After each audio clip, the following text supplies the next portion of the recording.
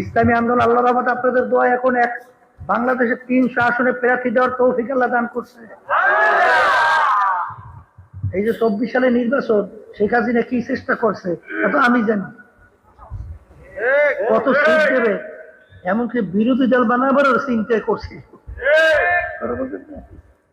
মনে করছেন যে একেবারে বিএনপি আমার সাথে কি আলোচনা হয়, তারা কি আমাদেরকে ছাড় দিতে চায়, সুবিধা সুবিধা আমি জানি না, আপনার সাথে জানি না আমি।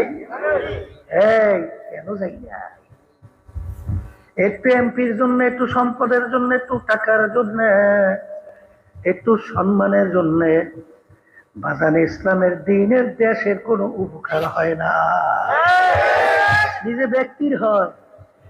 আমি এমপি সাহেব,